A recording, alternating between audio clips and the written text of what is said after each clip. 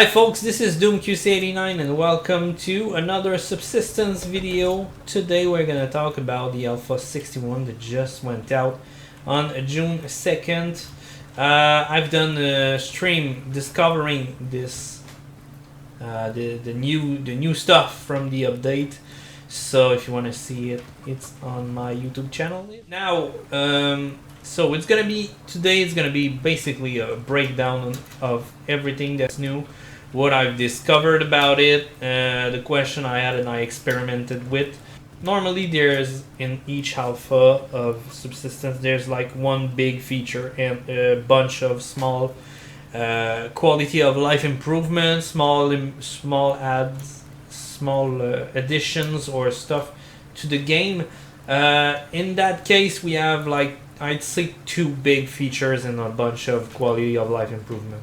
One I say is definitely a big addition. The other is like depending on your interest about this, but we're gonna talk about this right now. So Alpha 61 goes pretty much all around this beauty here. This is a water tank slash a water pump. So pretty much every mechanics of the game that has been added in Alpha 61 comes around this. So how do we get this thing? How do we build this thing? Well, first we go into the BCU and we have the water tank right here. So it's gonna take us 1100 power and 140 mass. It's gonna take us some metal pipes, which is a new resource. A new like intermediary resource that needs other resources to be built in the workbench right here, the alloy sheets and circuit boards. So we're gonna go back here for the metal pipes. We need copper, zinc and iron fragments. So that's basics. That makes some sense. First you need to make some metal pipes and do a bunch of those as soon as possible, because you're gonna need more than those two. Of course, you're gonna need more to do the actual plumbing of this thing. So we put our water tank down, and what we see, there's three tabs there. There's the general info about the water tank. So there's of course the tank as well, the tank itself. Sorry, in there. So the amount of water there is in the tank at the moment, the income, the intake, inflow, it's called inflow and outflow of water. So there's two use of that. Like I said, it's a water tank, but it's also a water pump. So there's a way to fill this tank up, and we can automate also our plant bed watering. So that's one thing. Well, first thing at a time. One thing at a time. First thing first, mixing up everything. That's great. So we got in this, like it's a station as well. So there's street crafting recipe there. There's of course the water intake pipe. There's the pipes itself, and there's the sprinklers. So of course, first thing first, we're gonna need a water intake pipe. So we build this up, and I've put it right here, like you see. It works in the small rivers or whatever. It will work in the ponds and the lakes. You might have in the shallow rivers, you might have to like play with it to put it at the right spot so it works. But if you can place it, basically you can draw water from it. This is the way I've seen it. Then we need to connect this with some pipes to the pump itself, the reservoir, the tank. I'm gonna be looking for my words all night tonight. And there's two connections in here. So one is the intake and the outtake is the other one. If you don't remember which one is one, just go around above the question marks there. It's gonna be clearly identified. You don't need to go back to the Steam patch note to get the information. So water inflow, we connect it right here, and as soon as it is done, we can start pumping water in the reservoir. The other thing we can do with the third with the faucet, the third tabs, we can fill our canteen up. We can fill all our canteens one shot, and we can wash our hands with it. So it's useful as is, but we're gonna be able to exploit this machine a little bit more with the other function, which is the automation system.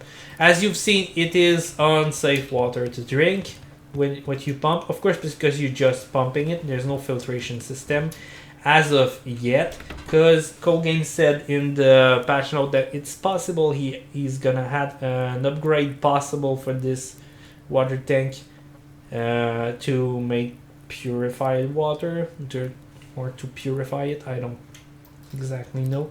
It's not in the game as of yet, but it might be added in the future. Then the third thing we can do is we can run on the outtakes water tube. As you've seen, oh, that's something I haven't explained exactly yet. We have a blue valve in here, which means that our pipes is well connected. It's working. It's in working order. When the valve is blue, and if you hover over the pipe, there's gonna be this sparkly effect. It's blue. If it's blue, it's good. If it's red, it's bad. It means it's not connected properly, or it's not connected at all. So we can see this. I've bring my pipes out of the way as much as I could, so just for like aesthetic purposes, or just because it's gonna annoy me otherwise. So I have blue pipes all the way, so it means, well, it's good. My connections are well made. Next thing is the plant bed sprinklers. As you can see, you need to craft it in the water tank station. You're gonna need some pipes, of course, scrap metal and alloy sheets, and a bit of power, which, well, 450 power per sprinklers. And then it's like the lamp was the grow light. It's an upgrade. And what I don't like is that it costs you, well, power is fine to me, but it costs you more mass to add the plant bed sprinklers. I don't know why, because I spend mass and energy on the sprinkler as well as is. But yeah, you need to click that, you add this, and you're gonna have the sprinkler added. Then you need to connect it. What I've done is I've put my wire from behind to go across it, to be hidden as much as I could, because the intake, the intake of the plant bed is in the front, as you can see. So just to hide my wires, I've bring it through there, but it just cost me more wires. Now that it's connected, we have this new tab added. As you've seen, we don't have the sprinkler tab on the one that are not connected yet, and I can choose to automate it or not. I can change the automation on and off if I want to, whenever I want to. So the way automation works is that when your water level go under 40%, the sprinkler is gonna activate and fill it to 100. If the you can also do it manually, like you see there. I can turn on. It takes 0.66 energy, and it says it transfer 0.10 milliliter, but we don't really have any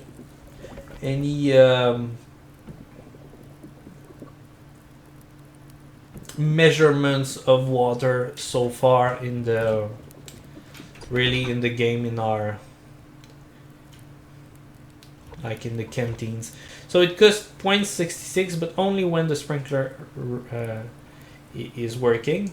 So that's costly, but it's not that bad since it's not working 100% of the time. And the pump to fill the tank is 0.30, so it's not that bad too.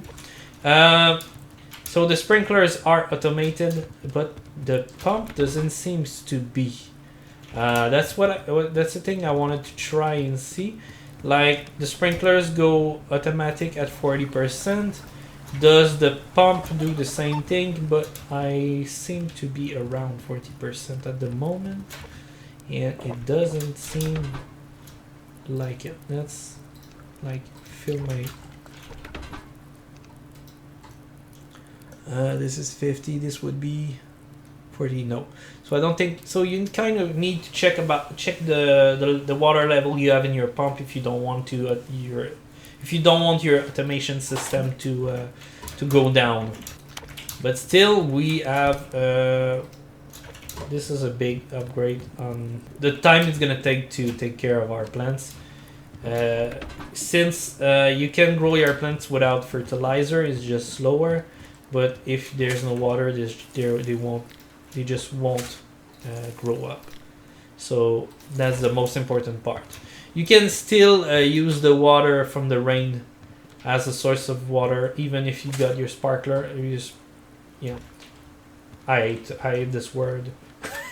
So because it's gonna delay the time it gets to 40% and the time you'll need to use your energy. So we're gonna save energy by still using the rainwater, of course.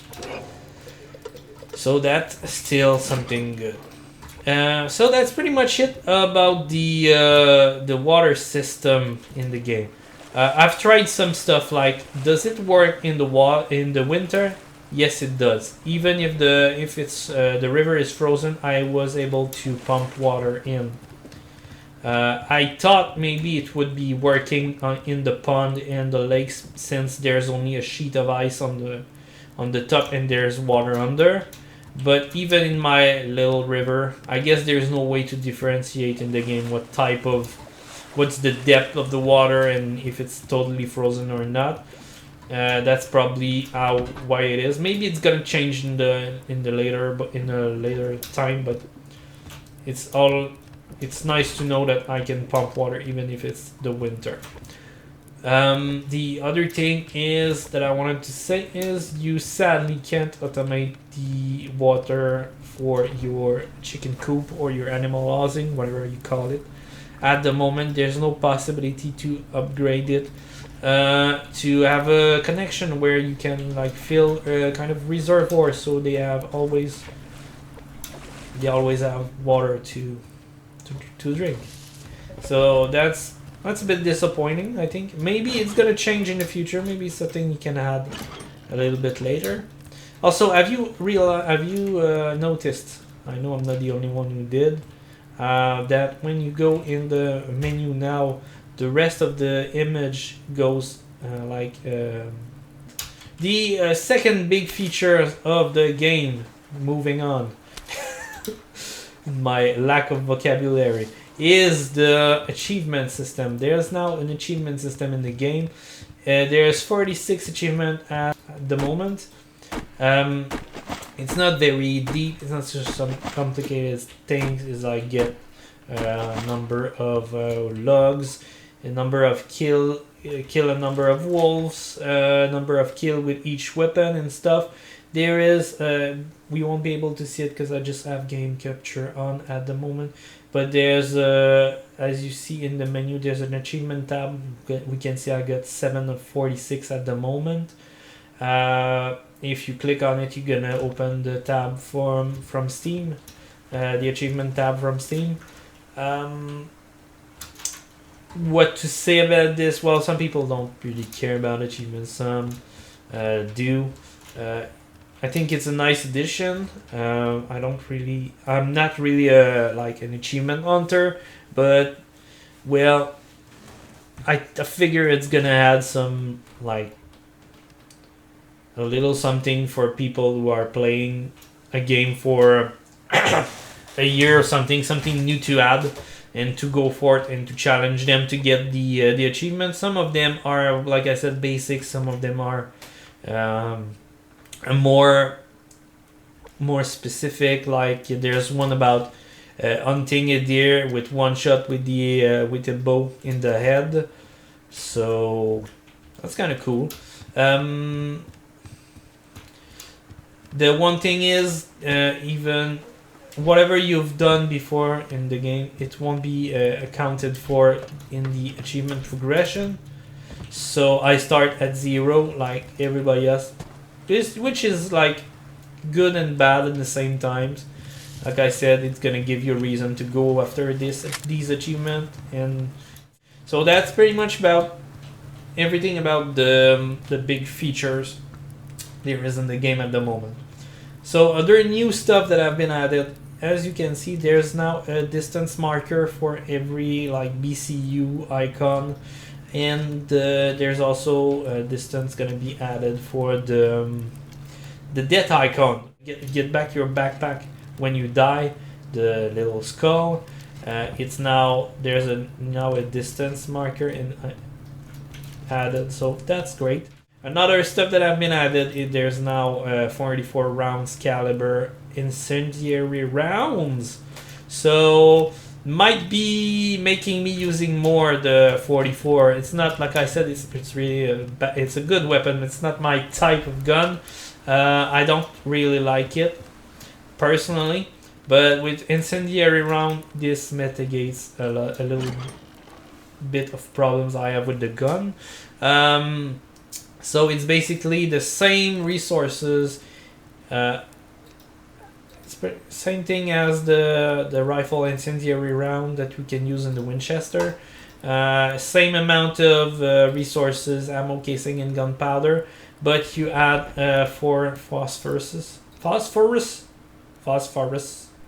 whatever. The other thing is now we used to have the so we had the general in and out of energy in the game. So the production of energy and the consumption of energy from our base total, and same for the mass. Now we have this tab here, where we have the total, the more specific production of energy and mass detailed by every station. Of course, I don't have like 13 the line for the solar, the 13 solar panels that I have, but I can see that my solar panels in total produce 1.2 energy per second. And same things for every station. We can classify them, list them by mass usage or power usage. I don't see why I would use this one, but you know, since mass usage is almost non-existent in the game, it's of course classified by the biggest production to the biggest consumption. So we can see like that what is costing us so much, or whatever is how much of our energy is produced by whatever. I think it's really useful to have specified, like have it specified like this, since to me this is the kind of use that the BCU should have for us in the game. It's our command unit, it's our central computer, if you will. So, but I don't know, maybe it's a bad example because I only have like one light, but maybe I have a light that I've forgotten to close somewhere in the hidden room in the base, and I go there and I realize, oh, I've got a light open. Okay, I can save energy there. Okay, I've got my Christmas tree is open, is on, so I can close it. That I think that can be useful. It's a nice addition. I really like this. The other stuff that has been added in the game, I think the most important thing in the base that have been added. Well, there's okay. That's not the most important thing, but that I'm gonna get to it. We have now the option to, of course, fill all our cantinas from the water reservoir, water tank, like this. But we are now able to. Okay, I'm gonna drink it. We can fill all our cantinas with water in one click right now. So of course with 2 it doesn't change much, but if you like have 7, you can do this much faster. It's a little thing, but it's really useful. What is the most useful thing about this though is I can now craft stuff from the resources in a chest. So as you can see, I have no planks in my inventory, but if I go to craft a foundation, I have 140. They are there. So I can craft everything in my personal inventory that I call the crafting recipe that I can do wherever I can, in my pockets, not in a station. That's what I mean. I can do this over here, and I go in the chest and I can use every resources in the chest as well as the ones in my inventory. Of course, it's gonna take the one in my inventory first, as you can see there, but let's build a wall. Let's build a wall. That brings me to an idea. Is I always hated the large storage unit. It's big. It's clumsy. It's well, it's not cheap. It costs too much in my opinion, but it has the possibility to store more stuff than the regular chest. So instead of having two chests, I can put everything almost in the same chest. This is now useful since I can craft. I can put every resources in the same place, and I can craft everything from my inventory. So that's cool. Because like I can do the repairs as well for my weapon from there. But if you want to repair like my guns, I've put my weapon parts in another chest. I still need to go and grab them, and then go back there, and you see. So that's really that gives to me that gives a usefulness to the large chest. We can now stack the crafting pieces, the building pieces. I mean, together up to 10 piece stack. For obviously the same kind of pieces, but that's really nice because if you want to go and build a lot of stuff in the same time, it fills quickly your inventory. So like I need to craft like 5 foundation, put them down, craft 5 more. Now I can do all of it in a bunch, and it takes way less spaces in a chest.